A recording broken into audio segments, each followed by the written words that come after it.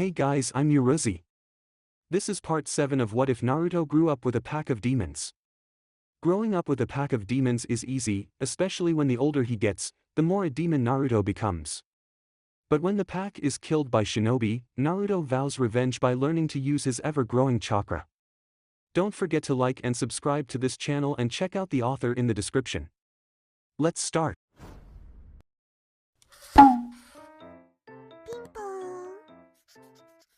Chapter 25 Unexpected Happenings. Shikamaru liked Kazuya Natsu, not a big surprise, most people did. It was hard to come up with bad things to say about the genin. He had been quite popular at the academy, getting along with everyone, tending to drift from group to group whenever he pleased. He had hung out with him and Chuji often enough that he counted the genin as a good friend. He was honest, hardworking, incredibly friendly, dependable, good to have at one's back. So it was with great reluctance that he approached the dirty blonde's door. He hated to be the bearer of bad news, and this was very bad news indeed, enough to make him sweat as he knocked on the door of the Kazuya residence. He wiped his forehead as he heard someone approach, straightening from his slouch as Kazuya's mother greeted him at the door. "You're Shikamaru, right?" She inquired with a welcoming smile, gesturing for him to enter, but he shook his head politely. "Sorry, but this is urgent." Her face stiffened, eyes running warily over his chunin's uniform, face paling. He stopped a groan from escaping his throat. He remembered how she viewed shinobi from his visits to Natsu's bedside at the hospital several months ago. Not fun. Natsu came into view, a happy smile on his face, no doubt due to Sunny's miraculous resurrection. "Hey Shikamaru. What's up?" he asked as he shooed his mother away from the door. She did so reluctantly. He waited until she was out of earshot before speaking. "Sasuke's gone missing mean on us." He watched as the smile faded from Natsu's face, replaced by confusion and disbelief. "What?" He stepped forward, shutting the door behind him. "What do you mean, he's gone missing mean? What happened?" Shikamaru sighed, relaying the information Tsunade-sama had given him, watching the color drain from Kazuya's face all the while. Inside he cringed. Natsu was beginning to resemble the way he had looked in the hospital, eyes wide, staring at him in shock while a wheeze came from his chest. "I'm gathering a team together to retrieve him, and I need you to come along. You're good with the Kagebunshin. Are you in?" Natsu blinked rapidly at him, as if just hearing his words. "What? Oh, yes, I'll come. Let me get my stuff." He sounded dazed, and Shikamaru felt sorry for him. He opened the door, slipping inside to his mother's anxious inquiries. Shikamaru turned from the door, calculating who else to bring. Chuji definitely, and most likely Shino or Kiba. He didn't feel ready for this responsibility, didn't like being in charge. He sighed grimly. Being a ninja was so troublesome. Sunny bent his back over a branch, bending his spine as he munched lazily on peppermint, viewing the world upside down. Gaara was in his view, dirty, sitting in a nearby branch, face empty, but he could feel the air of contentment about him. Gaara had left Suna not 3 days after he had arrived, deciding that he no longer belonged there. He had wanted to be around his own kind, and had headed back toward Fire Country. The going had not been so easy though, and he had spent many months hiding from Hunter-nin pursuit. He had only recently arrived in Konoha territory, claiming, in the few words that he bothered to speak, that he had come across Diadem, who was still mysteriously absent. Where did he go? Sunny had asked the night before. Into one of the sound four, at his puzzled look, Gaara elaborated. Orochimaru's ilk. Sunny had smiled. I'm going to find that human, there is much I wish to know, Gaara had looked surprised. Orochimaru? He cannot be trusted. He killed my father and posed as him during the exams. So that is who he was pretending to be. But I do not want his trust, only what he knows. He knows enough to kill Konoha's Hokage. Imagine what I can accomplish with that kind of power, Gaara's face remained empty as Tsoren spoke up. He had been wrapped around a tree, munching away at a stash of squirrels. I didn't know we were going there. Didn't you just have a disagreement with Diadem over this, Sunny had just warbled at him in amusement, leaving Tsoren to mutter about a fickle mind. The night had passed uneventfully, with him telling about his healing rest, then grossing Gaara out by eating spiders, snails, and butterflies. Cockroaches seemed to absolutely horrify him, though he only showed this by averting his eyes and the tightening of his lips. Gaara seemed to have an aversion to making facial expressions. Sunny righted himself and dusted his pants of leaves and bark. He had to return to the village to retrieve human food for the redhead, since his body was human and he didn't seem to want to eat tasty bugs. The Jinchuriki did try to consume some of the squirrels, but most of that was draining the blood from it and picking fur from his mouth in disgust. A squirrel was something that should be eaten whole, due to very little meat, and only Zorn had a mouth big enough for that.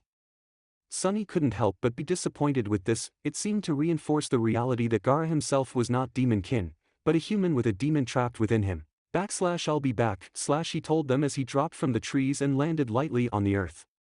He headed for the village, warbling in his throat as he hopped the village wall and dropped into the human domain. They were oblivious to his presence, as usual, something he delighted in, though some of the females giggled at his hair and smiled, which pleased him. The more attractive he was, the easier it would be to lure them away. Females always had the most exquisite meat. He headed in the direction of Natsu's dwelling, sure it would be easy to acquire food from him since his mother kept pushing it at him. It was on his way that he scented the human female Sakura, smelling as tasty as usual, except for an added flair that made him pause and turn his sniffing nose in her direction. Despair. Turning in that direction, his bright blue eyes darted about the humans until they fell upon the pink-haired female, hunched on a bench, face swollen red. Sunny approached, stopping before her and smiling. "What's the matter? Someone hurt you?" He had promised himself earlier to use better human tongue. It had been digressing badly over the past few months. She looked up at him with swollen red eyes and brushed hair from her face. "Sunny, it's you." Her eyes lowered back to the ground, and he bent over at the waist and tilted his head so he could see her expression. She looked at him.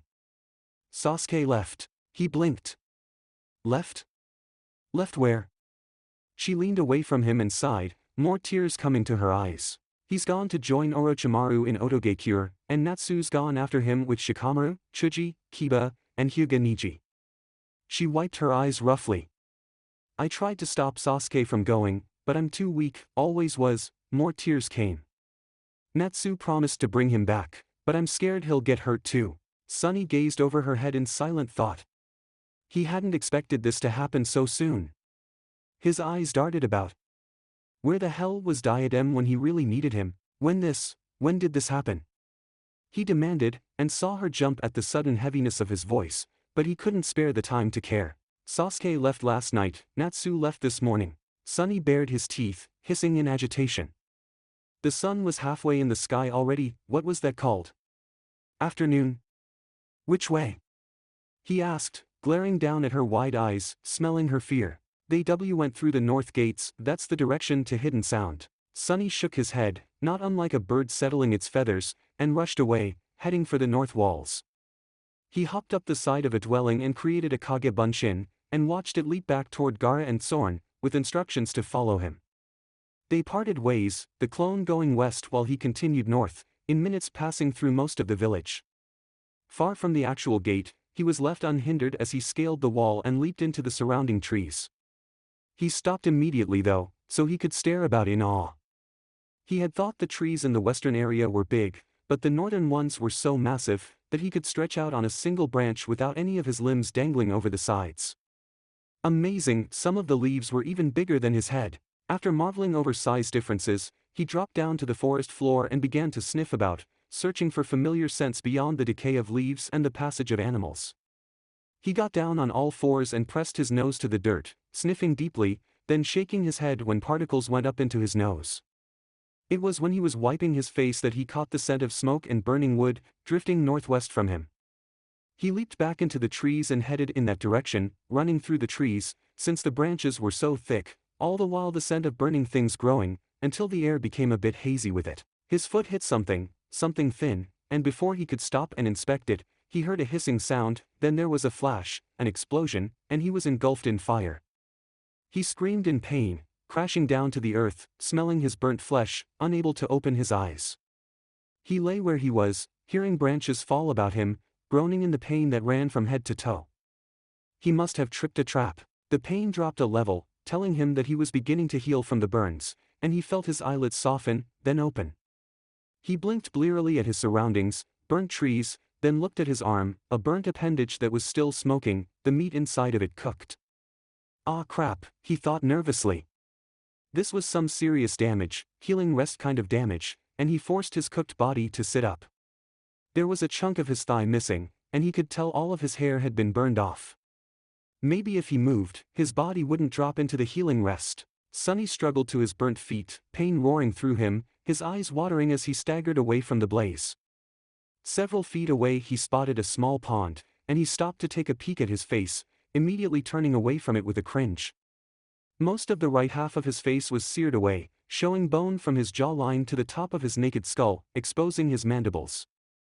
Indeed, his hair was all gone, remaining flesh a cooked red and black. Actually, the only thing that had fully healed so far was his eyes. He was one big red and black naked burnt thing.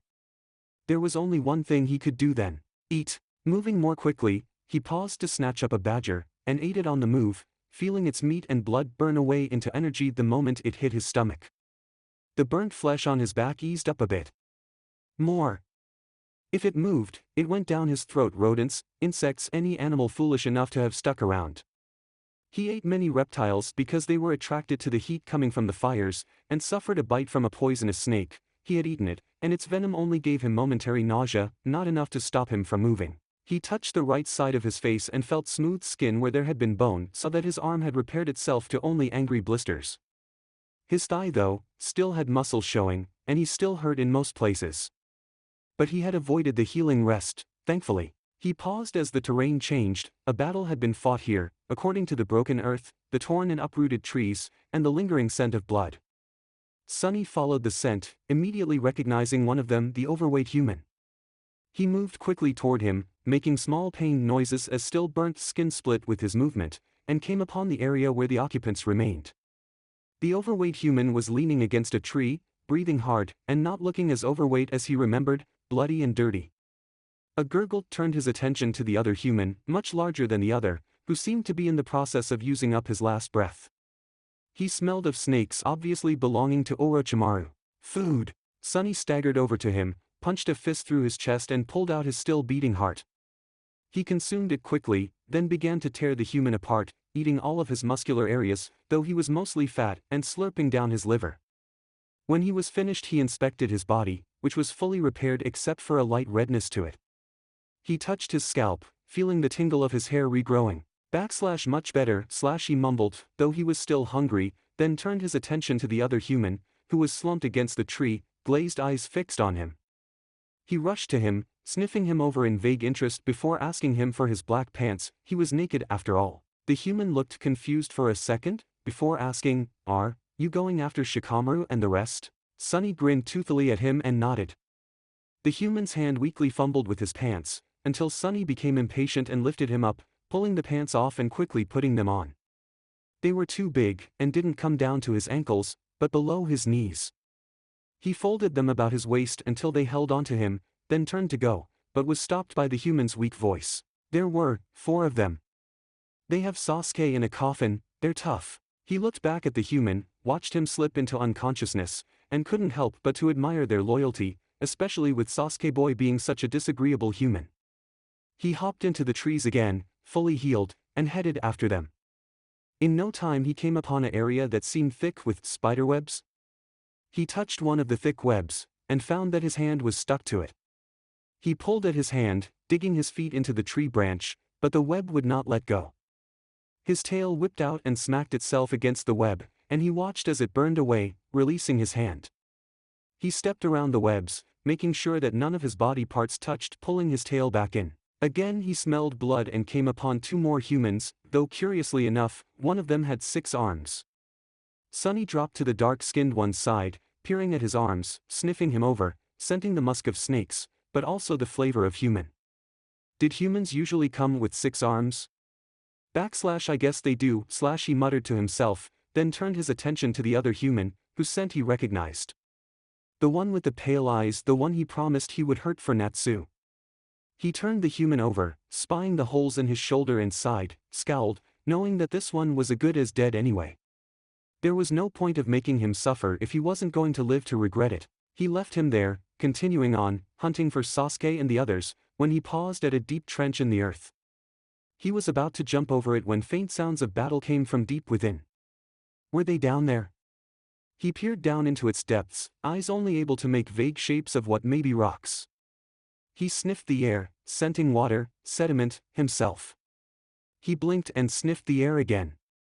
There was no denying it, it smelled like his cave did. There must be an entrance down there somewhere. Sighing, Sunny jumped over the edge and dropped down into the trench, seeming to descend forever, before he landed next to a small river, the impact rushing up his legs and spine. He shuddered, adjusting his body, and immediately heard the harsh breaths of a human. Crouching behind the large boulders that dotted along the river, he approached the human, immediately recognizing him, the dog human, soaked with water, blood, sweat, and dog fur. He was hiding behind a boulder as well, cradling his little dog, and didn't seem to notice that another human with gray hair was on the other side. "Man, that was a close one," the dog human said to his small canine, which he held in his arms protectively. "Really?" The gray-haired human asked with a leer, startling the dog human, who instantly began to smell of more fear. The gray-haired one chuckled. "Guess you didn't smell me because I've been wearing your jacket, eh?" "Yeah," dog human replied wryly. "No wonder I couldn't smell anything." The gray one moved over to him, pulling out a kunai. "And now you're going to die." Sunny leaped out as the gray one plunged his blade, his foot catching him in the wrist and knocking the blade away. The gray one leaped away, hold his wrist, surprised eyes staring at him. "You!" the dog human exclaimed, looking shocked. "Who the hell are you?" the gray one asked, glaring at him. Sunny sniffed the air, sorting dog human scent from the other, and catching snakes again. "All must belong to Orochimaru. Watch out!" Dog human called from behind, and he turned to see something brown drop down upon him. For a second he thought it was Zorn, but it was half his size and full of hard spiky skin. He blocked a hit to the face, feeling the strength in the blow, and feeling the creature's other hand grab onto his upper arm. "Watch out, they can enter your body and merge with it." Indeed, he felt something strange happening his skin under the spiked hand, but the creature released him immediately with a grunt, jumping back and shaking his hand. "What's the matter, Sakan?" the gray one asked, and the creature glared at Sunny. "I don't know. I couldn't merge with him, he's different down to the cellular level. He's not human." Sunny clucked in curiosity, having no idea what cellular meant, and wanting to know if this thing was human, demon, or spirit. It didn't smell like demon kin, so it was either a human or a spirit. He charged the creature, dodged its swipe and kicked it in the head roughly, watching it skid to the ground. Both were low on chakra, that he knew, he could feel it, and as he charged the creature, saw that its flesh was lightening up, the horns on its head receded until it looked exactly like the gray-haired one. Then things got confusing. Now there were two gray ones, and while Sunny took a second to try to puzzle it out, one leaped upon the other and they seemed to fuse together. "Sorry Yukon, I just need to rest a little," the one fused to the other's back grumbled. The one he spoke to changed back into the beast, glaring at him. Sunny sent his chakra hands through the earth and tried to grab the creature, but he jumped away and began to retreat, cursing as Sunny followed him. When they out of earshot, Sunny called out to the two-headed creature. "Wait! I want to talk to you." Immediately the creature paused in its flight and turned to survey him warily. "Who the fuck are you?" he panted. "I'm Sunny. I want to talk to you. I want to join Snake Human or Orochimaru." Getting proper human language together was proving to be a hassle again. The creature narrowed its black eyes at him, then widened in surprise. "You're the fox demon." Sunny nodded and watched as the defensive posture eased up a bit. "Orochimaru-sama mentioned you. He said that if you approached to escort you as well, but not to seek you out." It straightened, and reverted back to the human form, though he had never seen a human with two heads. He peered at the creature, at the legs poking out of the back. How do you do that?" He pointed the identical human attached to him. "Are you from Spirit Realm? This is mine and my brother's ability." He jerked his head back the way they came. "Just let me kill that Konoha trash and we can catch up to Tayuya. We'll take you to Orochimaru-sama." Sunny turned his head and blinked back in the direction of the dog human, then turned back to the approaching creature with a grin. "Fine," he said as he followed behind it, staring at the drooping head in fascination. It smelled human. It was human. A two-headed human, able to talk to one another, able to split apart.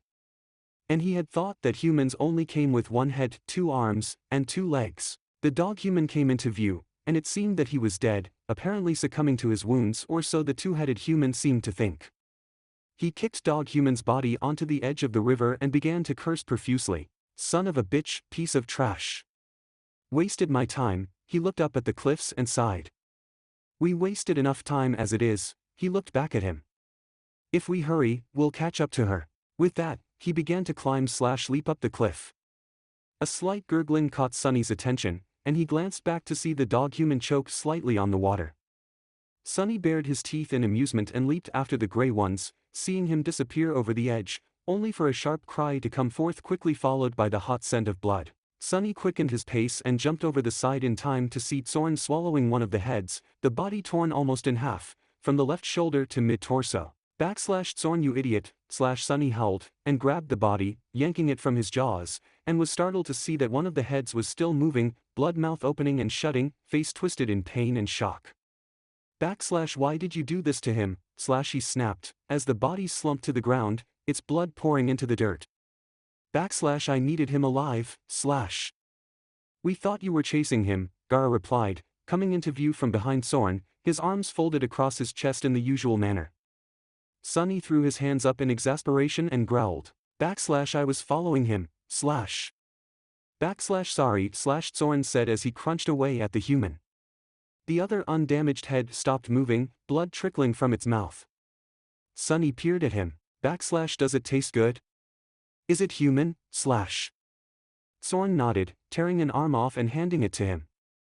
It's got an interesting tang to it, Indeed it did. Sunny stripped the arm of meat, then tossed it away, focusing at the task at hand. We have to find this Taiya creature. It apparently has Sasuke boy, and is heading for Snake Human, He leaped into the trees, sniffing about as he moved and the others followed. Zorn wasn't finished with the two-headed one and carried it along as they went. Soon enough, they heard the sound of fighting and Sunny increased his speed, excitement rushing through him. Shikamaru's breath was short, forcing itself through his lungs raggedly as he poured his chakra into the shadow neck cantery, watching a shadowy hand slide up to her throat, but pausing, weakly, struggling to get there. The horns in Taiyuya's head were close enough that they could almost poke him, but that was the least of his worries. If he let go, if he faltered at any moment, he knew that he was dead. He believed that Kiba, Niji and Chuji were alive, and he had sent Natsu on after Sasuke, but knew deep down that this mission had been a failure. The Sound Four had been too tough for them, but they couldn't back down, they'd had to try to save Sasuke. Taiyuya chuckled, her black and yellow eyes gleaming at him, her kunai pointed toward his abdomen, the only thing keeping it from plunging into his flesh was his shadow, gripping her fist and holding it back inches from him. I must admit, she hissed with her strangely warped voice, for a piece of shit, you're pretty good. And stupidly kind-hearted, Shikamaru thought miserably. He had been initially reluctant to hit a woman, it just wasn't his style.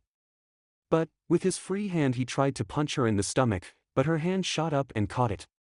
She grinned. Damn it. Shikamaru felt desperation run through him as he pushed more of his waning chakra into his jutsu, felt it creep up her chest and grip her throat. She gave a small gurgle, then began to exude more chakra, the horns poking out of her skull growing longer. His chakra was waning, the shadow hand sliding from her throat as he tried to think up a strategy, knowing that the moment the jutsu released, he would be dead. Just a little bit more, she coached, yellow eyes dancing. Suddenly the shadow hand that had been stopping her kunai from sinking into his flesh released. Shikamaru jerked back as she moved to cut into him, his heart practically in his throat, but suddenly, she froze, then jumped away from him, landing on a branch a few feet away. Shikamaru dropped to one knee, sweat trickling down his face, not having enough chakra left to make a retreat, blinking at her. She had a frown on her brown face. The fuck? She muttered, sounding confused, bringing a clawed hand to her chest. What the hell did you do, you little shithead? She was glaring at him, rubbing her chest. What are you talking about? Shikamaru replied, warily. Before the girl could reply, she made a choking sound, and her body twitched, a spasm running through her. Her eyes widened in terror. What's happening? She gasped. A flash of yellow came at the corner of his eyes, and he looked to see Sunny stop on a branch, red eyes focused on Taiyuya, a grin on his face. But he looked different. Shikamaru saw that he was wearing no jewelry, no feathers in his hair, he was shirtless, and wearing Chuji's pants. Shikamaru paled. They were clearly too big for him, and had been rolled up at the waist, but he knew that they were his best friend's pants. Tayuya gave off a pained scream, and he looked away from Sunny in time to see an arm shoot out of her chest, covered in her blood and pieces of her flesh. She staggered back against the trunk of the tree as her body changed back into its human form. Her eyes were wide in terror, and she seemed about to pull the arm from her, but another painful spasm hit her as a blue light flashed through her body, bright enough to illuminate her bones, and a shoulder and head burst from her chest. A man slipped from her body, a man much taller than she, covered in her blood, using arms to pull himself from her body. She fell upon the branch as his feet left her, and he stood up, naked except for her blood, and looked down at her.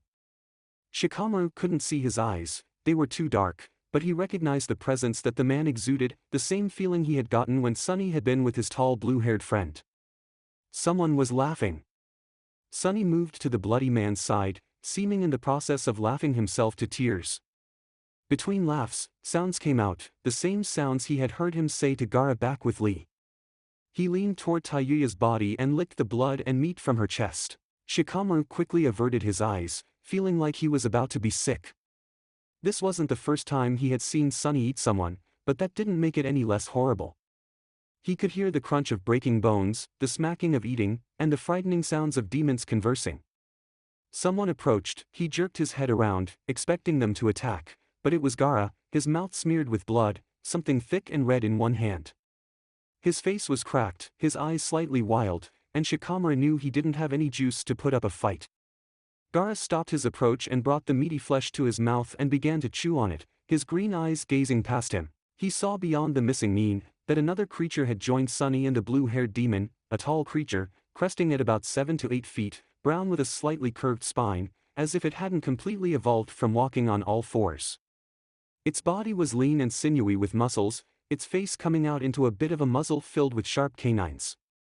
Tucked under one of its long arms were pieces of a body, and as it shifted, the body flopped and revealed a damaged head with a shock of bloody gray hair. One of the sound means. Hope rushed through him as the demons moved away from Tayuya, only to reveal nothing more than bloodstains and torn cloth. The girl was gone.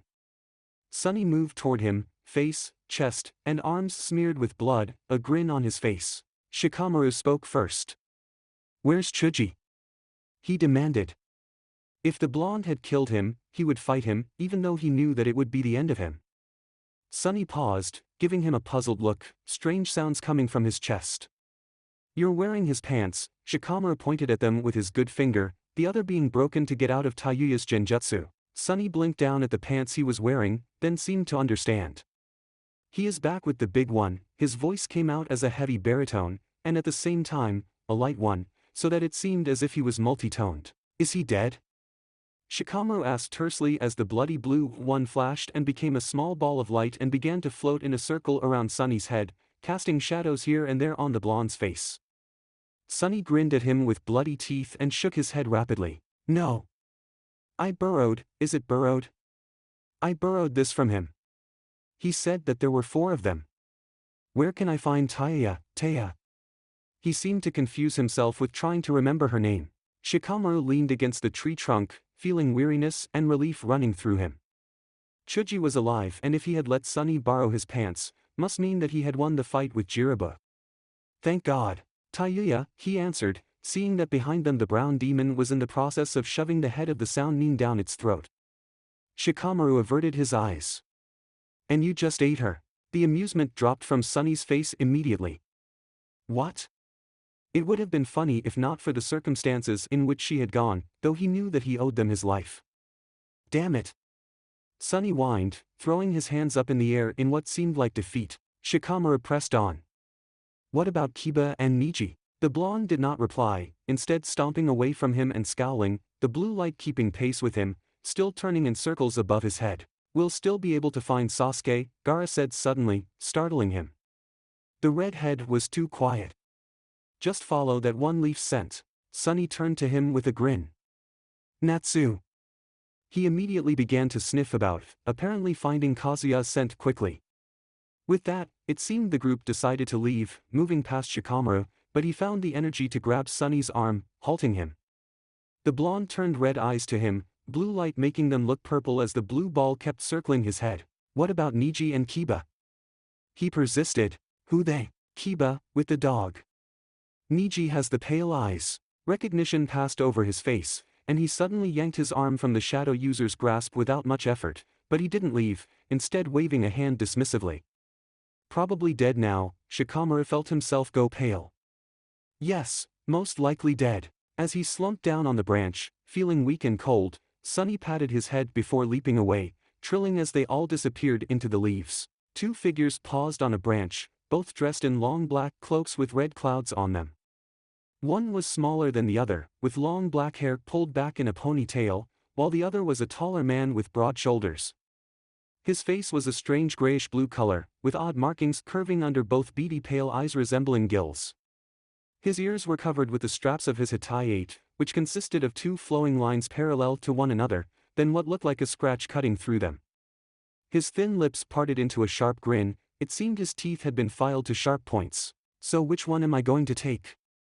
Please let it be the Kyubi. Samahata would love the taste of demonic chakra. There was lust in his rough voice as he patted his clothed sword affectionately. The smaller one lifted red eyes and looked in the direction he could feel the Kyubi as soon as missing Nin Jinchuriki approaching. There was another unknown chakra signature moving along with them, which was curious, because the spies had said that Kyubi had only been in the company of the Sand Jinchuriki. Had they picked up a new friend? Very well. I'll take Gaara, and you subdue the fox demon. Let's do this quickly, Kisame. The two Akatsuki members leaped forward, heading toward the area in which they would cut the group off. It had favorable terrain for Kisame. There was a small swamp in the area. As they moved through the trees, the smaller one slowed slightly, feeling the chakra signatures pause, then stopped completely. They sense us. Kisame gave an excited laugh. Well, let's go introduce ourselves. They cleared through several trees and came upon their targets standing in another tree, waiting for them. There were three of them, one blonde child with a blue light hovering motionless 2 inches from his head, the Jinchuriki Gaara, and a rather large brown creature on a higher branch. Of the three, only Gaara was moving, the cap to his large gourd popping out as sand began to trickle down on the branch. His eyes were angry even if his face did not show it. The other two seemed not to be moving at all, seeming to have completely frozen, but not from fear. The blonde fox demon was staring at them in puzzled wariness, red and orange eyes focused solely on them from where he crouched. The brown creature did not have facial expressions, but its yellow eyes were heavy upon them. Who you?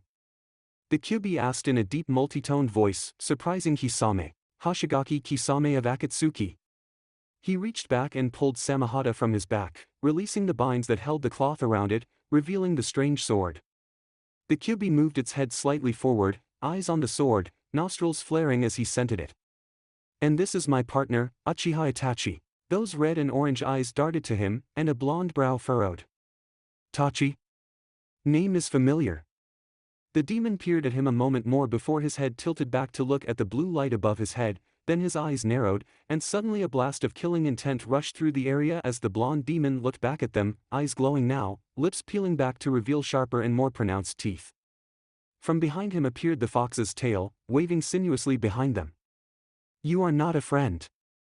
You are enemy. Sand rushed toward them suddenly, and Itachi moved out of the way as it crashed through the trees. Creating several clones, he sent them quickly at the sand demon. They rushed the Jinchuriki, kunai out, but each attack was diverted by the demon sand, the ultimate defense, that came up and blocked each strike.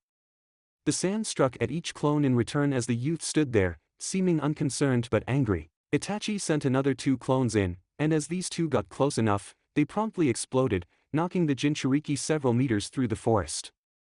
Itachi followed as the Jinchuriki crashed through thick branches, his sand protecting him from major damage, until he crashed into a trunk. The gourd on his back shattered, pouring sand down to the earth. The redhead got to his feet quickly, green eyes enraged, face cracking as he lifted his hands and sent several shots of sand at him. Itachi made the seals for a katan technique, inhaling deeply and blowing a large ball of fire at the sand. They collided with the sound of breaking glass, and out of the smoke the Jinchuriki appeared, having followed his sand. Sand gathered around his arms as he brought them down on the Uchiha, who upon being struck turned into a flock of crows, flying madly about him. Gaara's sand whipped about, trying to strike them from the trees. It's too late, Gaara-san, I already have you trapped. Surrender. In the near distance, there was the inhuman sounds of howling, roaring, the feeling of massive amounts of chakra being used, demonic chakra, for it always felt more vicious and wild than human chakra. He imagined Kisame was having quite a fight, one that may be too much for him to handle, judging by the intense sound of numerous breaking trees and the scent of water drifting through the air. The flock of crows reformed into the clone, pulling out his short blade katana and leaping toward the Jinchuriki. The sand was barely quick enough to stop the strikes, coming up almost a second too late, but it was enough for Itachi to plant another exploding clone past his defenses. The sand Jinchuriki was once again knocked back from the force of the explosion, crashing to the earth, this time injured. Half of his right arm had been blown away, which he had lifted up to protect his face. Most of his clothes were scorched away. The sand writhed around his body as he tried to regain his feet, gasping in pain, but Itachi did not want to waste time or chakra, knowing that he may have to help subdue the nine-tailed fox demon. He dropped down from where he stood and pulled out a senbon needle, aiming for the nerves in the sand Nina's neck. But the sand came up and knocked his hand away, then attempted to sweep his legs from under him. Itachi stepped out of the way, and saw that the sand was beginning to gather around the Jinchuriki in a ball-like sphere. No, he did not have the time to waste with this one.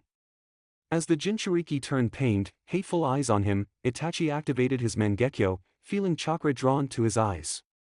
The Tsukuyomi drew the Jinchuriki into the black and red world. For 3 days, you will suffer the worst thing in the world. Quickly withdrawing, he blinked his pained eyes, feeling a portion of his chakra gone from a mere 3 seconds of use, but surveyed his work. He did not know much about the sand nin, therefore, he had chosen to leave the method of torture to the Jinchuriki's own mind. The worst thing in the world was entirely subjective, it could be anything from one person to the other, but he had used it before on several different people, and the mental damage had been lasting.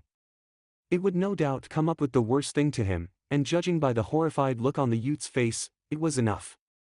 The sand Jinchuriki staggered forward, strange pain noises coming from his agape mouth, sand sliding from his flesh onto the earth.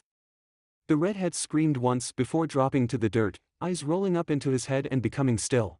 Itachi looked back in the direction where Kisame was no doubt still fighting, due to the inhuman screams coming from that direction, and also for a small flood of water that came rushing toward him. Itachi picked up the Jinchuriki, tossing him over a shoulder and leaping into the trees, heading for his partner. They'd have been the only 2 of the 9 to bring in 2 Jinchuriki instead of 1. No doubt, Kisame would gloat endlessly. The Kyuubi leaped for him immediately, face feral, bloodlust about him, but before the fox even reached the ninja, a pair of red, boiling chakra hands shot from the earth and made to grab him. Nice, Kisame commented as he swung Samahata at the arms, and the sword sucked up the chakra upon touch. The sword hummed, a tremor of vibration running through it, and he felt its pleasure. Oh, you like that, don't you? He laughed as he dodged the angry fox. The fox landed vertically on a tree, giving him a startled look before making the signs of a jutsu. Hundreds of Kyuubi popped into the area, all giving deep snarls as they leaped at him. Kisame dropped down into the swamp. Breaking into seals, he called out, Suetun, Bakusui Shoha no Jutsu, and blew out a large wave of water, canceling hundreds of clones as he rode a wave into the trees. The brown creature dropped down from the foliage, swinging a massive hand at his head, but he blocked it with Samahata, watching as the scales forcibly peeled the flesh from the creature's arm. The creature didn't seem to care, bringing its other arm around to crush him, but Kisame blew it back with another release of water, only to quickly avoid the angry advance of the fox demon, whose chakra arms extended to grab him. Again Samahata absorbed the chakra, humming in delight as he advanced on the fox, swinging his blade at the demon while avoiding the tail that whipped about him. He could feel the heat from it, but Samahata took it away, only for another tail to take its place. He took that tail too, then blocked the claws of the fox, hearing the crunch of bone, grinning in pleasure as his sword tugged at the chakra from the creature. But in that second, the demon leaned forward, not caring for its crushed hand, and gave a sharp bark-like sound in his ear, causing him to wince with pain and leap away. He was then forced to dodge the brown creature, which had returned, but with the ringing in his ear, his equilibrium was off, and the creature managed to clip him on the shoulder. He felt bones crack. Suetun, Suikoden no Jutsu, water rose up from the large lake he had created on the forest floor in the shape of sharks and sped toward the brown demon, catching it by the midriff and smashing it into a tree. Another one sped toward the creature as it gained its feet, but something blue crashed into it, destroying its shape and turning it back to simple water. And then he was fighting the Kyuubi before he could see what that blue thing was, avoiding what may prove to be deadly strikes, judging by the damage its fist was doing to the surrounding trees. He kicked the fox down into the water, then quickly followed with a Mizu Bunshin. As the demon came up, the missing nin used the water prison technique, trapping the demon in the sphere. With his arm in the sphere, he grinned at the demon as it floated and tried to writhe about in the sphere, looking startled and confused. "It's been fun, Kyubi," he said, and the demon turned red eyes on him, face splitting into a grin. Kisame looked over to see his Bunshin fighting the brown creature, but what caught his attention was the rather large blue wolf with black eyes and snarling black teeth approaching. "What the hell are you?" "What I am is the least of your worries, human," the cool, soothing voice drifted through his head, completely opposite of the snarling creature. The wolf leaped forward, Kisame lifted his sword, and it immediately began to pull on the creature's chakra, enough to make it pause and settle into the water, black eyes surveying him quietly. The fox demon began to make noises, growls, clicks, hisses, all three at the same time mixed with a cadence that said he was speaking, red eyes moving toward Kisame's arm. He felt the cancellation of his bunshin, his pale eyes narrowing as the brown one leaped for him. Samahata hadn't pulled chakra from this one, and so he was forced to release the Kyubi as the brown creature leaped upon him. There was a splash as the fox demon dropped into the water, then pain as he felt one of those chakra hands grab one of his legs as he tried to move away. Wincing in pain, the mist nin was forced into the water as he attempted to shred the brown one in half, watching the water turn red with its blood as he twisted in the water and cut the connection of the chakra hand, just in time too, for another large clawed hand had been about to grab him about the torso. Kisame stepped onto the surface of the water, eyes darting about to take in who was where. The brown one was moving away from him, one side of its torso shredded, showing the bones of its ribcage. The blue wolf had Kyubi by the shoulder, and was pulling the soaking demon above the water. The fox did not look injured, the hand that he had crushed looked perfectly fine, the fox looked fine, only irritated and wet. "What stamina?" Kisame grinned again as he made the seals for another jutsu, Suetun, Gashokuzame no Jutsu. He slapped his palms onto the surface of the water and watched as water, the shape of sharks shot from his fingers and rushed at the demons. Kyubi dodged the first one, but the second one ripped through its chest, spraying the water with dark, hot blood. The demon fell under the surface while the blue wolf charged the third shark and slammed its body into the jutsu, destroying that one. The fourth shark came in too quickly for the blue demon to recover, and it blew through it, causing a flash of blue light to bathe the area, making Kisame squint. He felt Samahata hum, and instinct told him to jump, which he did, and managed to avoid two of the fox's chakra hands which burst from the water to grab him. He leaped up into the trees, watching as the Kyubi lifted itself to the water surface, lips turned down as it stood, and Kisame saw that its chest was perfectly unharmed, having healed that fast. The demon turned and looked at the blue wolf, whose body was slightly sinking into the water, flashing blue, the shape seeming to morph at parts. The brown creature trudged through the water toward the other two, speaking in the guttural language he assumed demons must speak. And Kisame smiled. It was agreed upon as a young ninja of mist, that one of the first things one learned was never to mix lightning jutsu with water jutsu, so most mist nin stayed away from fights where the opponent used right-hand attacks. But Kisame liked to use them with the utmost care, of course. Right-hand, Kidzuchi no Kiba no Justu. Electricity-like chakra gathered around his hands and shot past the trees into the sky, and a slight numbness in his fingers told him that he had been close to frying himself too. The sky beyond the thick trees grumbled, and the three demons looked up as several bolts of lightning shot down through the trees and struck the water. There were several monstrous screams, and again he was forced to shield his eyes as the blue wolf exploded into a flash of blue.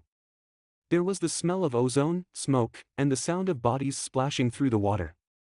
He lowered his hand, eyes focusing on the creatures staggering from the water into the mud.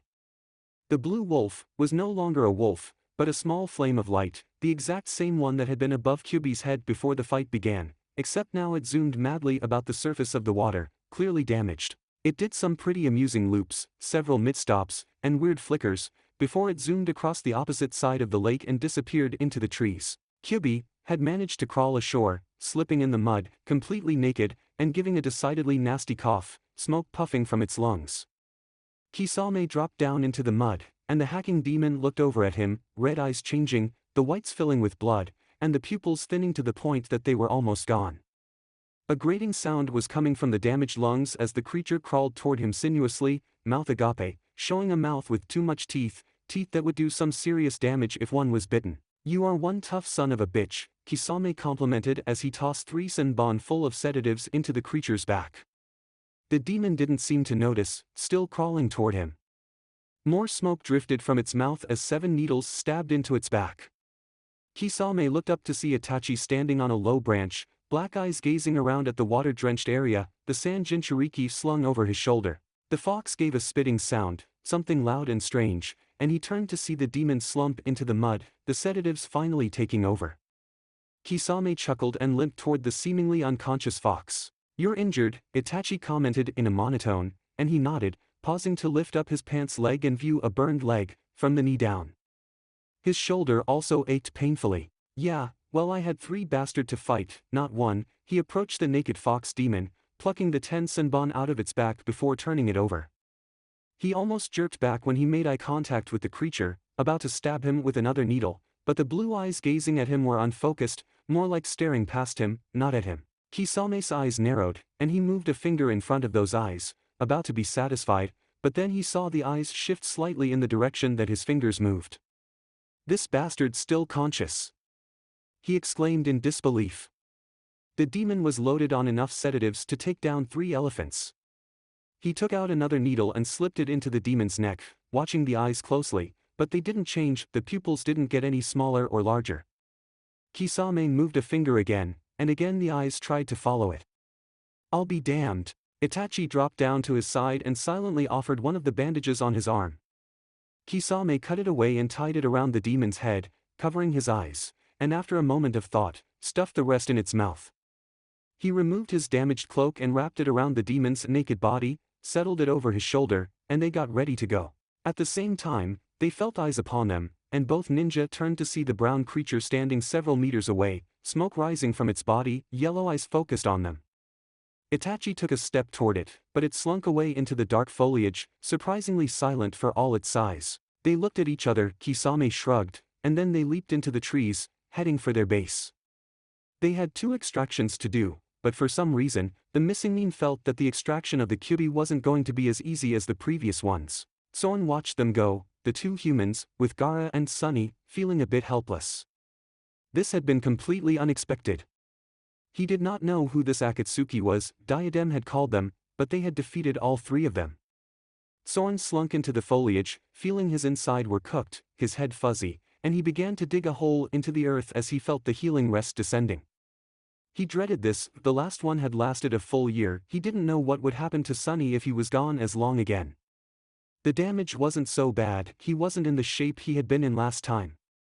It should be shorter this time. The brown demon dropped into the large hole that he had created and quickly began to cover himself as the healing rest began to descend upon him, making his movements slow, until they stopped completely. The blue light zoomed through the forest, sinking into trees, rolling, dancing through the air, and though it seemed nothing more than a whimsical flame, the mind of it was in chaos, electrical pulses running through it constantly, bouncing about it, so that it could not even complete a single thought, its mind seemingly shattered. The blue light was confused. Sunny Kyubi injured, Gaara no Shikaku who? Lights humans, red clouds storming through direction Soren who? What? Who? Water pain Akatsuki direction, what? Direction. Wrong direction. The blue light paused in the little dance it had been doing among the leaves, then turned back the way it had come, and continued to dance, stopping here and there, as if it couldn't remember some tune that it had been moving to. But it was somehow content in its confusion, when each pulse of electricity ran through it. It may kill many thoughts, but the blue flame was sure that it was going the right way. Kakashi leaned over his student, gently patting his cheek, trying to get him to return to consciousness. He lifted his head and glanced around at the area, making sure no one was coming upon them. The 2 remaining Sand siblings had pointed him in the right direction in which Natsu and Sasuke had gone. They had returned to Konoha in search of their missing brother Gaara, who had abandoned his village and had apparently come here. They had stayed behind to help Guy's student Rock Lee fight the sound nin called Kimimaro, allowing Natsu to go on ahead and try to stop Sasuke from making a big mistake. However, the gentle genin had failed. Kakashi sighed and picked the youth up in his arms, watching as 2 leaf nin approached quickly. "Sir!" About 3 miles from here there was a battle. Kakashi looked in the direction they pointed to. Sunny? Nara Shikamaru had said that Sunny had shown up, with Gaara as well, and Chuji had said that he had let the blonde borrow his pants. Whoever was fighting, the fight looked big like a war zone. Any bodies? Kakashi inquired, and the Leaf Nin shook their heads. We checked the whole area, found nothing but loads of water, broken trees. Ozone, one piped, catching Kakashi's attention. Felt like someone used a Raitun jutsu, which is crazy with all that water around. The Leaf Nin's face turned thoughtful, then he said. Except I've been down this way several times, and the only water you get is a small swamp. His eyes narrowed.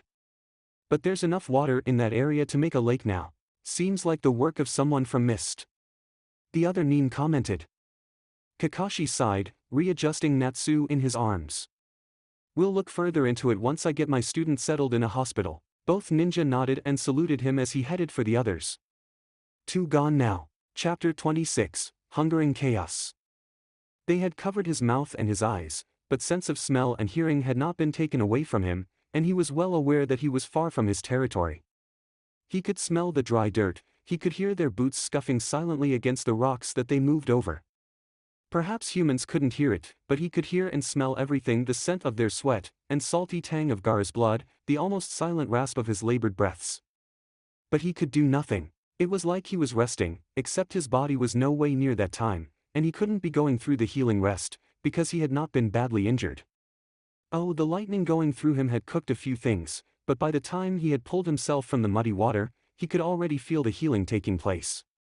No, he hadn't been hurt enough for healing rest. They had forced him into a type of rest. Everything about it felt unnatural, even leaving his mind a bit muddled.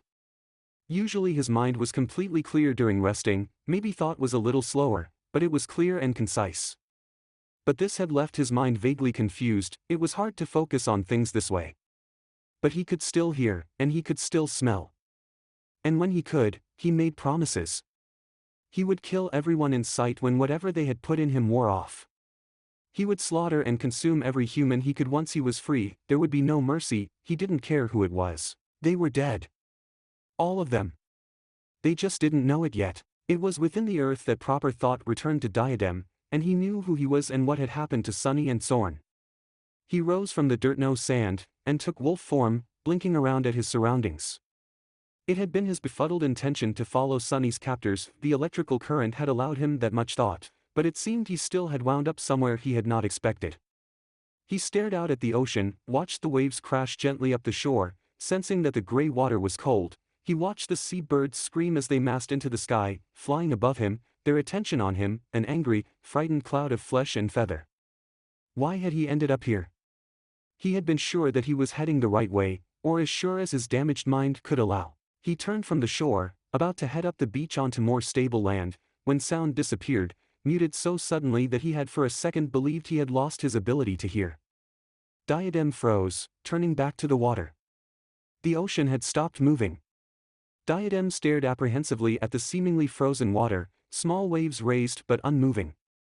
The sea birds had fled quickly and silently, disappearing from view, having fled the ocean front. Diadem took a step back in the dead silence, and for a wary second appreciated the sheer size of Larishka. Where the ocean touched the sky there was no movement. It had been questioned millenniums ago, who was the largest of the masters, and between Larishka and Kyubi, he believed that the female had officially won, for he could not see nor hear any moving water that was the sheer mass of her.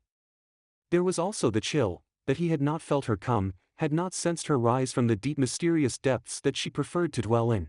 Larishka. It has been some time, Indeed little possessor she gurgled, and a human skeleton emerged from the water, seaweed attached to its naked skull, mimicking hair as it moved fluidly through the water, heading steadily for the shore. The skeleton stopped as its feet touched the sandy shore, empty sockets focused on him, forever grinning. But I expected Kyubi to visit me, for it has been such a long time since he and I have shared company together. Tell me, possessor, what has kept him away from me, Ah yes. It had been rumored that Kyubi had taken a liking to the female demon that dwelled in the ocean, that they had often shared company together. However, that had stopped after Kaitsutsun had ruined everything.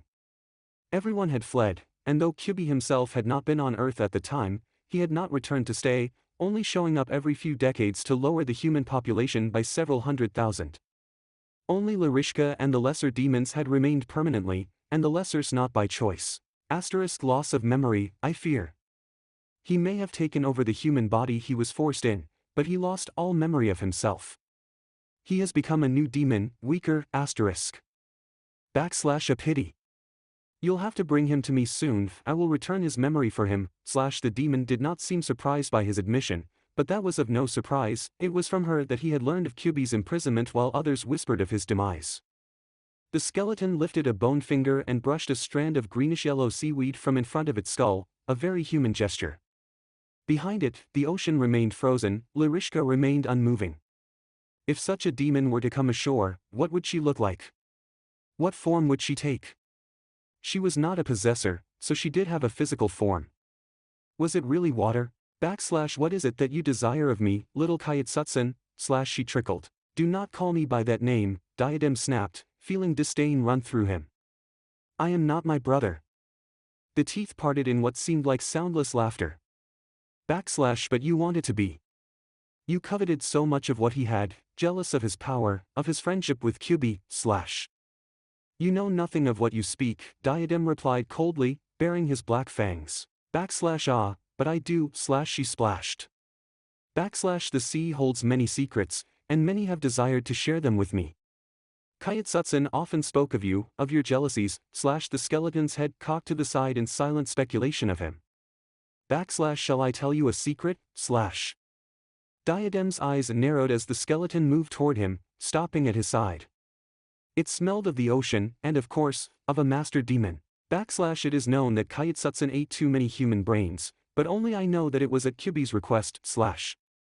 Diadem blinked, looking up at the skeleton, who looked down at him, the seaweed dangling from its skull. The sun was high and directly behind it, so that most of its skull was in shadow. What are you speaking of? Backslash you know, like the many before you, and the many after you, that it is advised never to consume too many humans' brains. The knowledge of them changes the way a demon's mind works, thinks, reasons.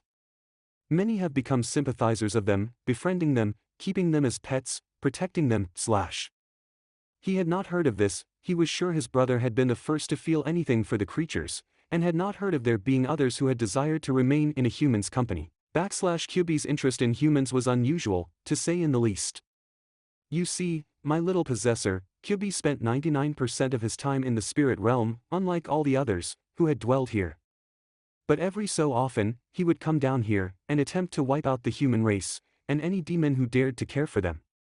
Once, he was almost successful in wiping them from the face of this earth, but the spirits intervened on behalf of the humans.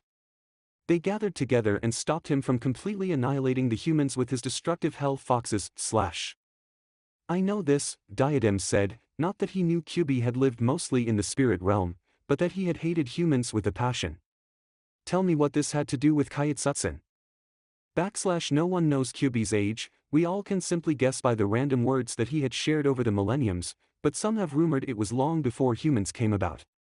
You see, when humans started progressing mentally, when they started to build things, become a sentient civilization, well, Kyubi sent Kayetsutsun down to discover what the humans were about, how their minds worked, what they were capable of.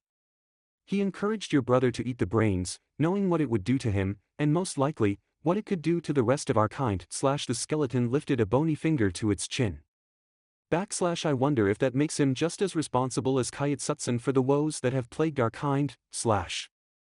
Diadem gazed down at the sand. He remembered when the strife had started for his kind, when the humans had all but chased them from this realm. He remembered the hatred and rage that was sent toward all the possessors. Humans used chakra against them, humans defeated them with their innovative ways of using it. Humans had a way of taking something and twisting it into something completely new, something utterly unexpected. And Kayetsutsun, a possessor, had shown them how to do it. He had fled up to the spirit realm, had gone to Kyubi to tell him what Kayetsutsun had done. He remembered how unsurprised Kyubi was, how those enormous crimson eyes had gazed at him, then turned to observe the dealings of the earth realm. Kyubi hadn't been enraged like he had thought he would, had simply simmered, had said that Kayetsutsun was not allowed to return, that he had betrayed his race. Diadem looked up at the skeleton. And what do you gain from this telling? Backslash nothing, slash she sprayed. Sometimes the sea has a wanting of sharing its secrets. The skeleton lifted its head and stared up at the sun. I do not know why Kyubi hated the humans, he hated them long before they became dangerous. He would never tell me, he was a creature of few words. She looked down at him. But I always imagined it had something to do with the spirits, something they must have told him, long before you and I existed, something he did not like, perhaps something he wanted to prevent. The skeleton turned and began to move fluidly toward the immobile shoreline, and he noticed pockets of water were holding the joints of the bones together. But who knows?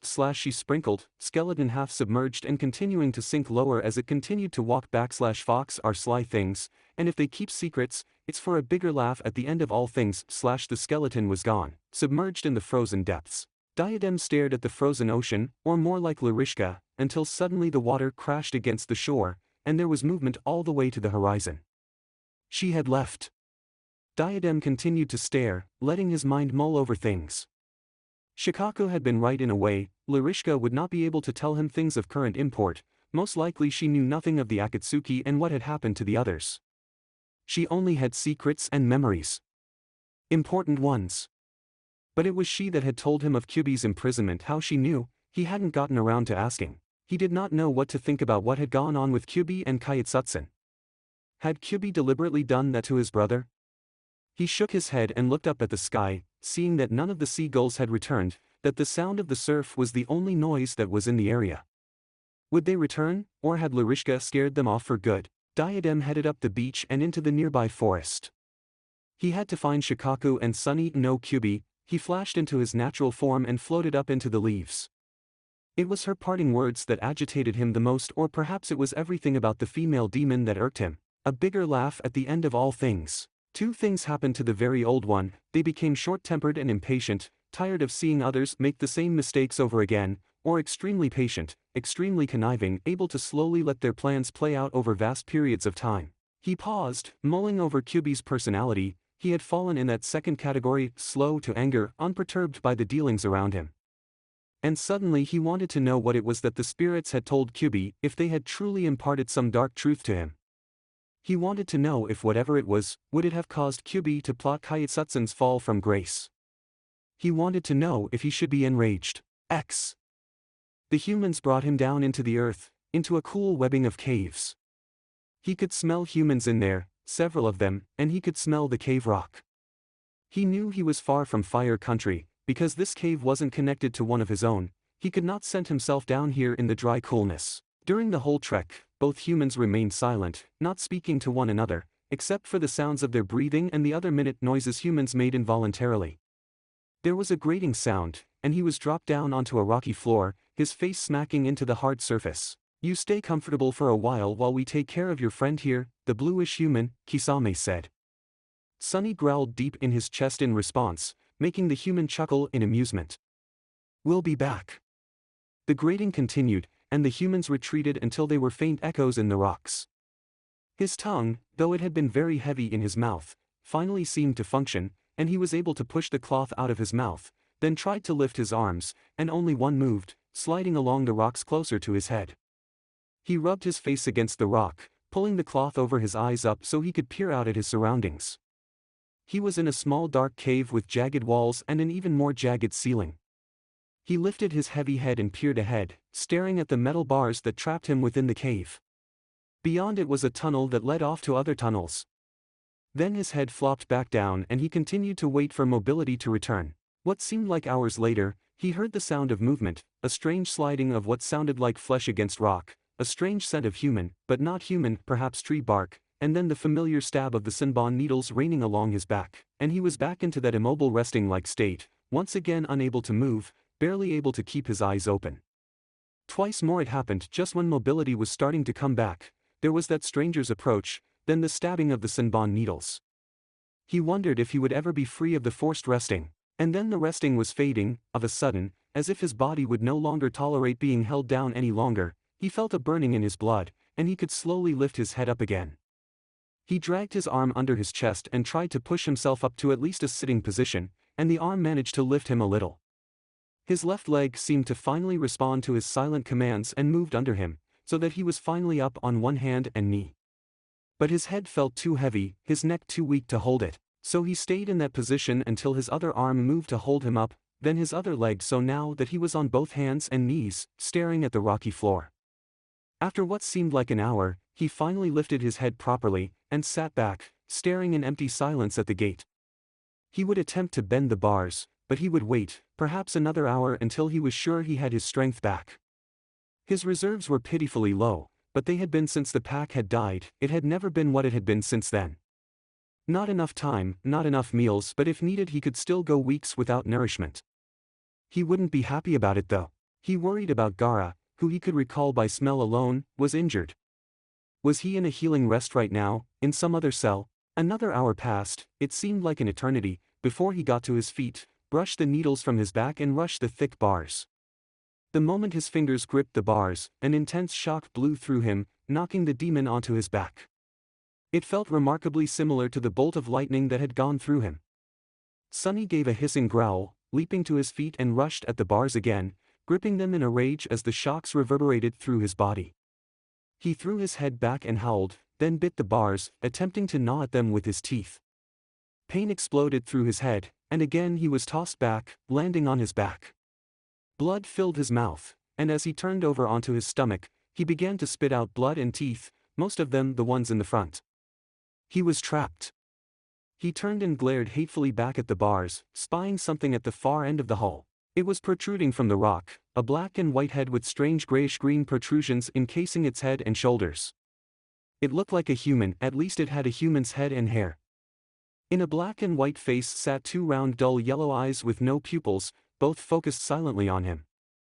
The scent of human and tree bark hit him, and he knew this was the one that had been forcing him to rest for what felt like days. Sunny staggered to his feet, spitting more blood out of his mouth and sent both chakra hands out past the gate, reaching for the strange human creature, but it was too far, and the chakra hands jerked to a strained stop not a foot from the thing. Where to Gaara? With most of his front teeth missing, his tongue clacked against his still bleeding gums. Give him Thursday me. The chakra hands dissipated, as if knowing that there was no use trying to get at the creature. He snatched up a handful of sunbon that had littered the floor and threw them all at the human/plant thing. It sank into the rock and was gone, the sunbon clattering against the rocky wall uselessly. Sunny backed away from the bars, ears straining to hear more sounds as blood continually dripped past his lips. He could hear it faintly, the sound of human voices, and then he could feel it, the gathering of chakra, lots of it, each with their own flavor. What was happening up there? Where was Gaara? What was happening to Gaara? Where was Diadem? Where was Zorn? Sunny sent his chakra hands and grabbed the bars, attempting to pry them open with his chakra, but the bars gave an audible hum, the arms gave wild spasms, then both exploded. Sunny turned to the rocky walls of his prison and clawed at them in a rage, losing claws and quickly growing new ones just as a tooth broke through the top of his gums. He was huddled in a ball, crouching down, trying to make himself as small as possible, to shield himself from a pain that wasn't physical, but it felt so. He was truly alone now, no village and no siblings, but more importantly, no Sunny. He wasn't monster enough. He gave a crazed laugh as tears poured down his face. All his life, the humans of Suna, the opponents he had fought, his own father and siblings, had called him a monster. He didn't belong with them, he wasn't wanted. Monsters didn't belong with humans. Then he had met other monsters, Sunny, Diadem, and Zorn. And they had made him feel like he belonged, he was with fellow monsters, he had belonged. But now Sunny did not want him around. He wasn't monster enough. He was too human. He was neither here nor there, he was trapped somewhere in a middle that did not truly exist. There was no middle and yet he was there. Pain roared through his body, yes, this time it was clearly physical, and Gaara tried to cry out, tried to struggle, but he could not move. It felt like his life was being sucked from him, pulled through his pores. He tried to force his eyes open, tried to scream, but could not. He was helpless, he was being killed. People were standing around him, his father. And Temari, with Kankuro at her side.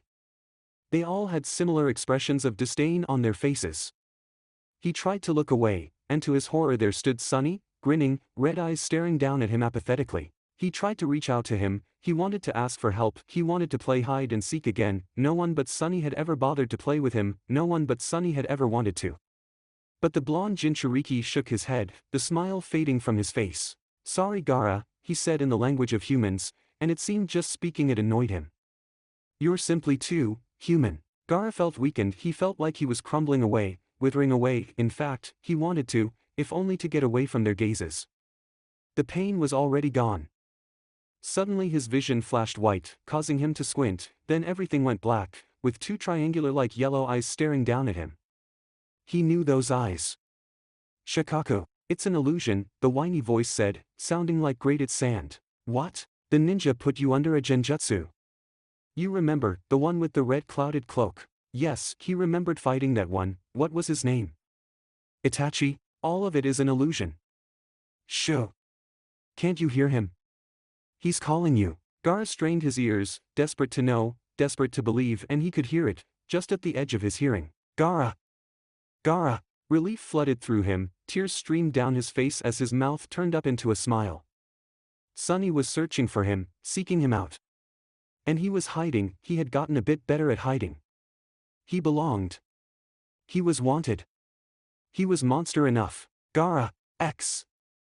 Sunny slumped down against the bloody stone that he had been clawing at for the last 20 minutes, staring absently at the nail that was growing back, running his tongue along the newly regrown teeth in his mouth. He had been calling for the redhead for some time, and his only response was a burst of chakra from Shikaku. Maybe he was free. Maybe he was on his way. So Sunny sat against the wall and waited eagerly for Gaara to come, sure that he was in the process of decimating their enemies on his way. He would free him from the burning cage and they would go about eating the rest of the surviving opponents. It would be a feast that they both would talk about for years. He lifted his head at the sound of approaching footsteps, hopping to his feet and moving close to the bars, his eager smile fading as he noticed that the light steps were in no hurry, and though he could smell Gaara, he could also smell the human he had fought. He backed away from the bars, red eyes narrowed as the bluish human Kisame came into view. Gaara slung over his left shoulder. Thought I'd deliver this personally, he said with a sharp grin, stopping just out of range of grabbing distance. Sunny stared at the limp body on the human's shoulder, eyes narrowing further until there was just a red glint behind his lashes. The human tossed Gaara toward the gate, the redhead flopping lifelessly down several feet from the bars. Sunny didn't move as he stared at the body. He's probably still smiling, the human said, and Sunny's narrowed eyes looked at him. He was smiling when he died. The human seemed to wait for him to say something, but he remained silent, until the bluish human became bored with him and left. Still he stared down at Gaara. His clothes were burnt in many places, and one of his arms had been blown off from the elbow down. Sunny's chakra hands slithered past the gate, carefully clutching Gaara around the torso and lifted him toward the bars. He could not squeeze his own body through the bars, so he did not try to pull Gaara through them either. Instead he moved to the bars and turned his friend over, reaching his hand carefully through the bars to touch his cold face with the tips of his fingers. Gaara's empty green eyes were slightly open, his now gray lips turned up in a slight smile. Sunny looked at the fingertips of his own hand that had touched such cold flesh. His fingers blurred as tears filled his eyes. Another pack member gone. He backed away from the bars and settled himself against the wall, staring back at the body. The chakra hands grabbed the body again and attempted to pull him through the bars, and it hummed, Gaara's body jerking as the shocks ran through his lifeless flesh. Sunny leaped forward, grabbing the bars his friend was being shoved through and pulled with all his might before the shock sent him crashing against the far wall. But he had managed to bend the bars just enough that Gaara was pulled through and brought to him. The hands laid his friend on his back, and Sunny crouched at his side, sniffing him over. He smelled human, more human than Sunny had ever smelled him. The scent of demon was fading. He looked up at the craggy ceiling. Was Shikaka gone? Was Shikaka dead too? Was everyone he cared about going to die by some action of his own? His face crumbled, and tears fell down his cheeks. Crick, spate, Tka, was Zorn even alive, or was he thoroughly cooked by the lightning, at the bottom of all that water? Was he always going to be alone? A sob escaped his throat as he tore Gaara's long-sleeved shirt from his body, taking the undamaged arm and biting a finger off. When would he have his revenge? He crunched the digit and swallowed, wiping his wet face as another sob broke from his mouth. He bit off another finger. When would he devour all of his enemies? Humans seemed in the process of taking everything from him. He clutched Gaara to his body in a tight embrace. / I am sorry friend / he said in demon tongue. I am sorry, he bit into his cold shoulder, deep enough that his teeth grazed bone, and he began to devour him. Within the hour there was very little left of the Jinchuriki, there was his clothes, burnt and discarded, and there was his teeth, that Sunny was moving about absently in one hand as he stared vacantly at the far wall. He would keep them, make a necklace out of them or a bracelet, they would be a reminder to him, of what he had lost, yet again. The entire area looked completely different from what he remembered, but acute memory told Diadem that he was in fact at the last spot he had seen and fought beside Sunny. The whole area was flooded with water and driftwood. Though he had attempted to follow the fox, he had clearly veered off course somewhere away off course, and so he had to start back at the spot he had last seen Sunny. How he had gotten all the way to Lurishka was a mystery. The last thing he could remember was standing on the water, telling an angry Sunny to have caution. Then there had been that sudden flash of light. I figured you would be back, Diadem paused, floating up toward the trees and up to where Zorn crouched, the leg of a deer disappearing down his throat. He seemed uninjured. Where is Sunny? Though he already knew the answer. Zorn's yellow eyes stared at him a moment before he replied. Gone. The humans took him, Useless, Diadem hissed, flashing into his wolf form and putting his face not an inch from Zorn's brown face. And why are you here? You should have followed him, The lesser demon bared his teeth back at him. And I would have, if not for the healing rest. I am not like the three of you. If I get injured, I have to pay the price a lot faster than you do, Diadem swallowed his anger. Yes, occasionally he forgot that Zorn was lesser. We must go find him then. Which way did they go? Zorn gave him a flat look before leaping into another tree. This way. We've lost a full day and a half. Where were you? He had the audacity to sound accusatory. Hearing tales, he replied, baring his teeth at the other demon. The brown demon snorted before turning away and moving through the trees. I hope it was something useful, like who this something is, Zorn grumbled. And what they want with Sunny. And I suppose you should know that Shikako has been taken as well, This gave the possessor pause, and he resisted the urge to groan, typical that he would have been captured yet again. The scent is weak, but the blood connection is strong, Zorn murmured, moving through the trees.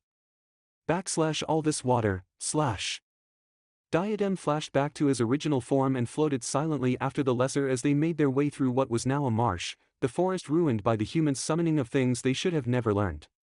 And all this time, Kayetsutsun had been the blame. But what of the one he served? What hand did Kyubi truly have in all of this? Betrayal? Had he betrayed them? Diadem grumbled darkly. How had this all come to pass, Jinchurikis and captured greater demons? Who had done this? That's what he should have asked Lurishka, if she knew, if she cared, if he had been in the proper mind to ask her, anyway. We have a ways to go, Zorn was saying. They took him far from here, The blonde demon stood motionless in the middle of the cave, eyes narrowed, ears perked as he listened for movement above him. The sound of human life was faint, but he was sure there were still humans in the series of caves, in different places, judging by the varied level of voices. His eyes opened and looked toward Gar's mostly ruined clothing, then down at his fist, which held the Jinchuriki's teeth.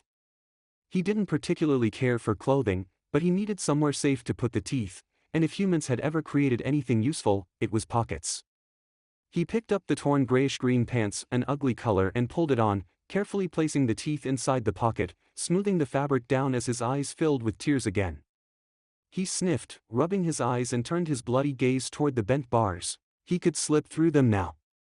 Moving toward the bars, he turned to a left profile, slipping through, his dirty hair standing on end as he felt the powerful vibrations that were running through those bars. He backed away from them, looking up the length of them to see the very top wrapped with large scrolls, with human words written on them, completely unfamiliar, though he could only recognize the word seal amongst it. His lips curled as he turned away from the prison with a snarl, red eyes glowing as he charged down the rocky hall, heading toward the sound of voices. Rounding a sharp corner, he came upon two human males, both dressed in those red swirly cloaks, and he did not stop as he came upon them, swinging a clawed fist at one, catching him in the face and removing his jaw completely from his head. The other attempted to jump back, pulling out a kunai, but also forgetting that he was in an enclosed hallway, collided into the rocky wall behind him, giving Sunny the chance to ram his fist into his chest cavity, gripping his heart as he was an expert at finding such things, and pulling it out. The human made a bloody choking sound before dropping lifelessly to the ground. Sunny brought the still beating heart to his mouth and bit into it as he leaned down to examine the face of the human, seeing that it was neither the one that looked like Sasuke Boy, or the blue-skinned one. The other, though half his face was missing, proved to be the same. Scowling, he swallowed the rest of the heart before removing the other one and devouring that one as he raced toward the other voices. In moments he came upon a vast cavern, the scent of Shikaka's chakra still in the air, but he was nowhere to be seen. Sunny's eyes darted about wildly before falling on the bluish-skinned human, Kisame, who was standing upon a rocky ledge far above him. Standing next to him was a shadowy human shape, near see-through. Sunny narrowed his eyes and sniffed the air, only scenting Kisame, Shikaka's fading scent, and unfamiliar chakra, coming from the shadowy thing. "Where's Shikaku?" he growled, hopping up toward the human, teeth bared, claws growing longer. "How did you get out of your cage?"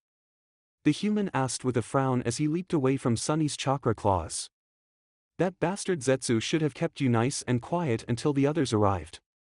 He blew a blast of water at the blonde, who dodged and came forward, managing to get within physical striking distance, before being blocked by the scaly sword.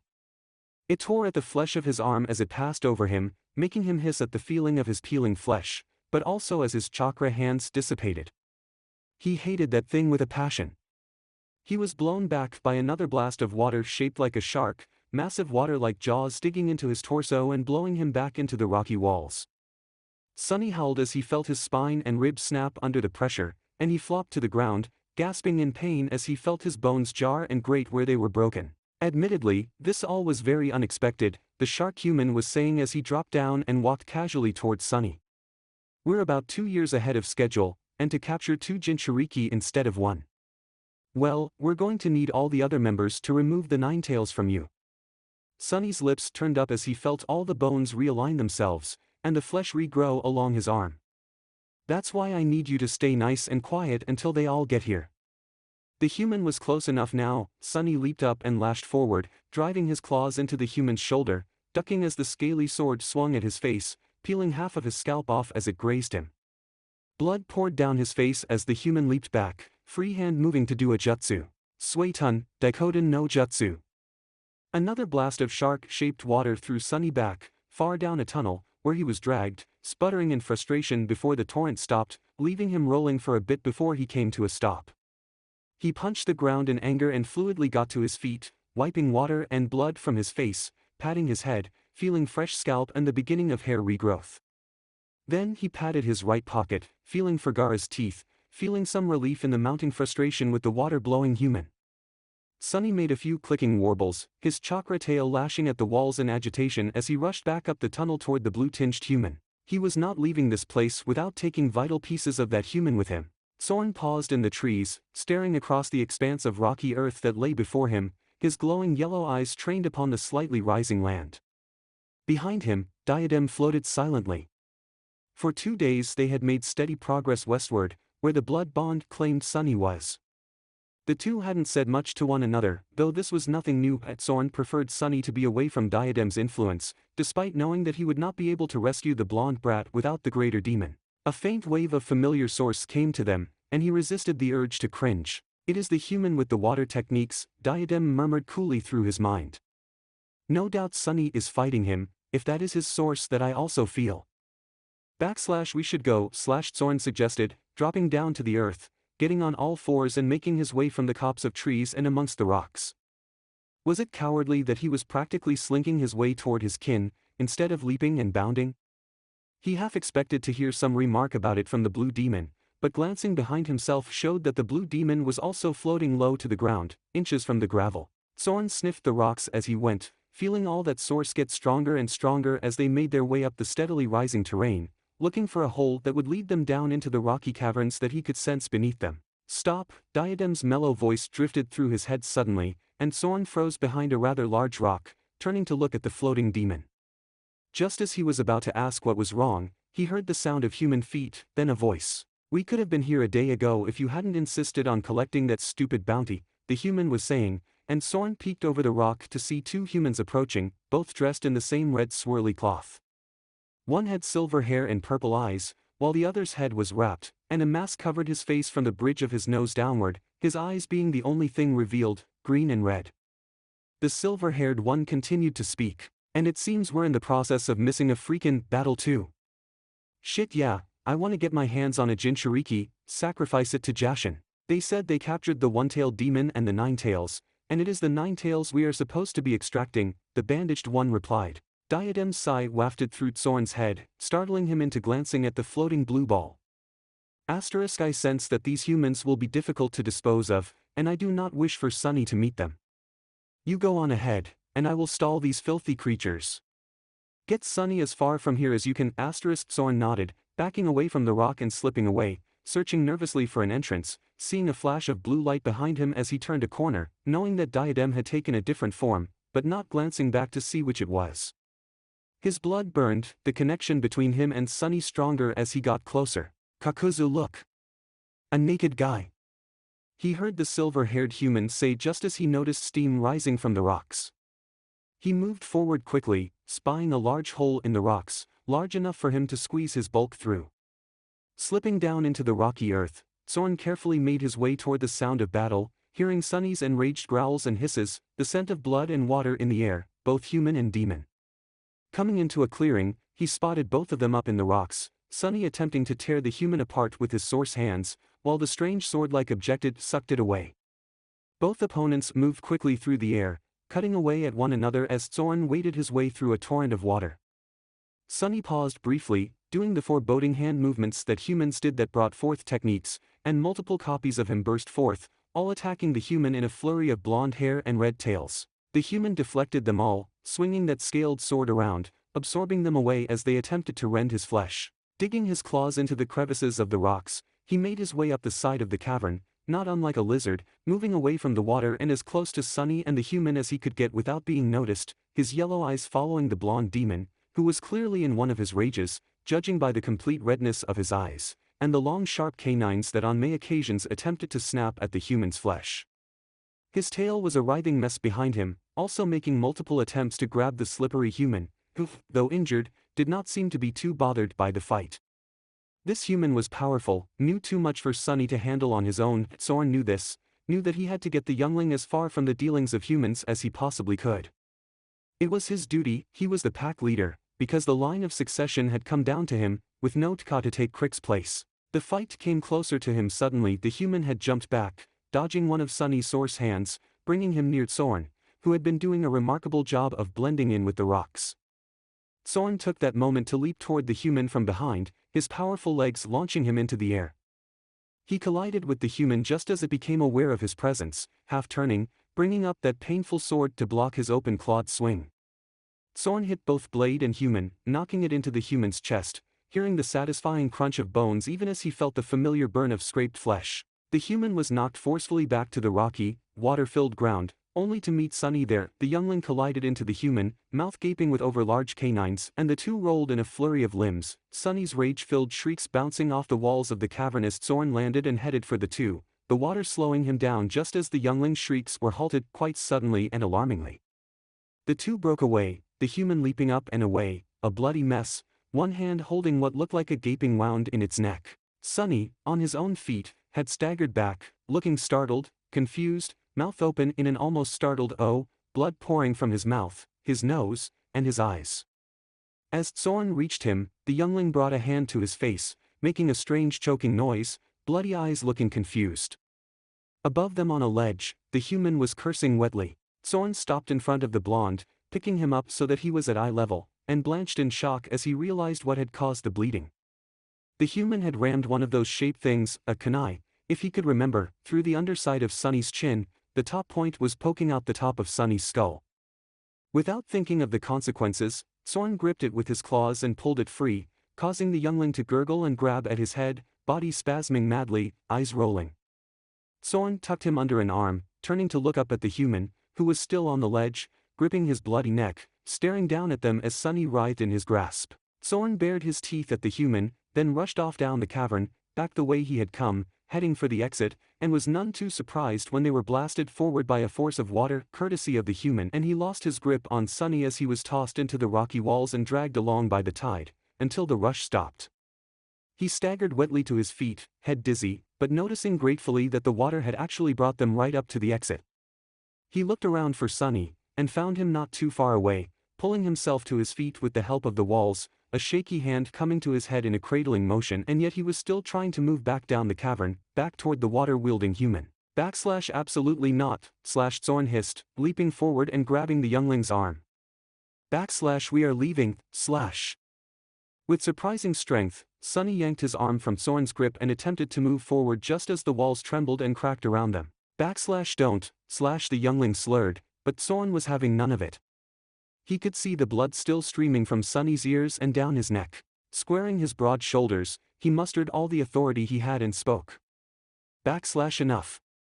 Son, you are to come away with me. Now, his blood burned, his throat burned at his own words, and Sunny stiffened up, back going straight, blood dripping faster from his ears as he turning rigidly toward the brown demon. It was the blood bond, the command that Zorn had over those that belonged to his pack, that were under his authority. It was working on Sunny. Not taking the moment for granted, Zorn turned and leaped up to the hole, crawling through the hole, and not having to look back to know that Sunny was following him silently.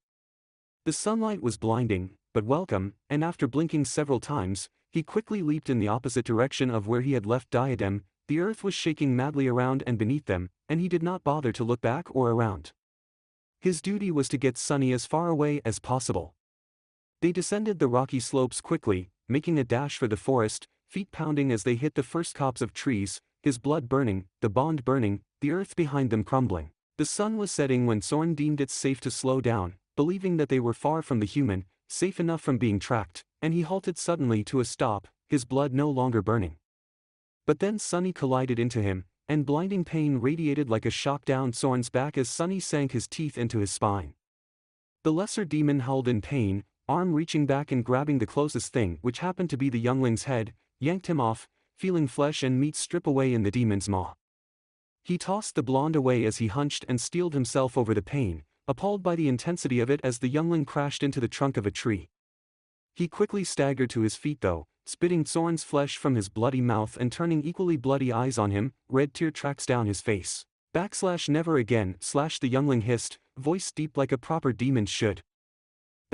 Never will you do that again, he bared bloody teeth at the brown demon, blood still leaking from his ears as he slinked back into the foliage, out of sight except for a deep rattling, that slowly faded as the youngling put some distance between them. Zorn groaned and scaled a tree, settling in for a healing rest, because he was going to need yet another one, because he knew, from experience, that a bite from Sunny tended to burn for quite some time. And as he settled into an unmovable state, wish he could leer the way humans' faces did, because no doubt, the water-wielding human would suffer much more from Sunny's bite, even if he healed the actual wound that Sunny had made. Once Zorn had moved away, Diadem flashed into his human form and leaped up on the rocks, standing before the two humans, who both halted in complete surprise, staring at him with widened eyes. Then the silver-haired one broke out in wild laughter. Kakuzu, look! A naked guy! He pointed enthusiastically at Diadem and burst into more laughter. Diadem looked down at his human body and sighed. He didn't care for human cloth, and yet it seemed the first thing that humans noticed whenever he popped up, and he remembered how incensed that human female had been when he had approached this way. The human was still laughing, eyes filling up with moisture. The other human did not seem to think it was amusing at all, staring at him with unusual eyes, red and green. He had eaten many humans before, and none of the scara of their eyes had been red, albeit they usually could be seen that way if he choked the human and all the veins in their eyes popped, but this one looked like they were natural. Curious. Diadem sniffed the air, letting his nose take in the scent of them. Both smelled like blood, and the one with the strange eyes had a slightly rotting scent about him. In fact, Diadem was sure he had, or was carrying something that was in the process of decaying. He tilted his head, his starlight black eyes examining the human carefully, but was quick to move out the way as the other human's strange pole-like weapon with the 3 blades swung at him.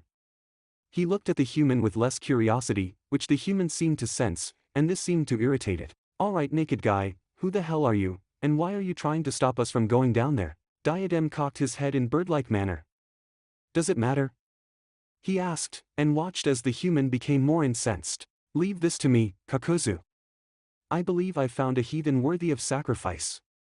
He stepped forward, grinning madly. Diadem had no idea what a heathen was. We have no time for games, the human named Kakuzu replied shortly, and suddenly his foot connected with Diadem's face, knocking the blue demon several feet away. He twisted and landed lightly on his feet and quickly twisted away, avoiding another lightning-fast blow from the human. The possessor allowed his own momentum to swing himself about and aimed a kick for the human's ribs. He avoided it neatly just as Diadem felt the cold of a blade pass through his shoulder and part of his chest, impaling him completely through. He ignored it as Kakuzu swung a kunai at his neck, jabbing the human forcefully in the wrist, relishing the cracking of bone as the hand involuntarily released the kunai. The human jerked back, Diadem advanced forward, the three blades slipping from shoulder and chest, ignoring the cackling of the silver-haired human behind him as he attacked the human named Kakuzu. This human was fast, so very fast most of his blows did not land, not that he cared. He was not interested in winning the fight, only stalling them so Zoran could get Sunny away from the area. Decay, he murmured in human tongue to the human. That is what you smell like. Decay. The strange red and green eyes narrowed just as the other human howled from behind him, where is your blood? Diadem paused in his attacks, looking back at the silver-haired human. What? He dodged another blow from the human Kakuzu and back away as the silver one moved forward, purple eyes glaring at him accusingly and pointing a finger up at him. I stabbed you. Yet you aren't bleeding. Diadem's gray lips turned up slightly as he looked down on the lowly creature. Filthy human, he replied in their heads. I do not bleed. Both humans seemed duly startled, the silver one seemed enraged by this. How can I sacrifice you to Jashin without blood, you naked bastard? He swung the strange weapon at Diadem again. The blue demon snatched it out of the air and yanked it toward himself, jerking the silver-haired human forward. The Kakuzu human was making a move, his arms disconnected from his shoulders, quite shockingly actually, and grabbed the leg of the silver one, as he hadn't bothered to release the weapon, halting him in the air. And quite suddenly, as if to make the situation more unsettling, the rocks around them exploded, and Diadem was being torn away by water. Diadem was tossed into a fissure, water almost dragging down into the caves, except his human fingers quickly morphed into claws that hooked onto the tiny crevices of the rocks, and he held on until the water passed on, and he was fit to groan about the familiarity of it all. He was done with water, and any human that used it. Period. Flashing back to his original form, Diadem made his way out of the fissure, the sound of crumbling rock greeting him. The whole area was collapsing in on itself. He saw this as he rose higher into the air, and spotted the two humans quickly escaping the area as the earth seemed to cave inward. Diadem floated toward the direction he knew Zoran had gone when they had parted ways and hovered there. Had they escaped? Sunny's acting strange, Zoran thought to himself for the 5th time that night. After coming out of the healing rest, he had quickly gone to devour a few lingering animals and had relished in the relief of the burning that Sunny's bite had caused now that it was healed. Then he had gone and looked for the youngling, and had found him crouching on a fallen tree trunk, blood still leaking from his ears, red eyes focused on something in his right hand, his right thumb moving over it repetitiously. There was a whistling wheeze coming constantly from his small chest. It sounded strangely like the sound whimpering dogs make, and he edged over to see what was the object of Sunny's devoted attention. In his hand was a handful of pearly human teeth. And suddenly he knew it would be a real bad idea to ask what had happened to the red-haired human creature. A real bad idea. That's it for part 7. Thank you for watching and see you in the next video.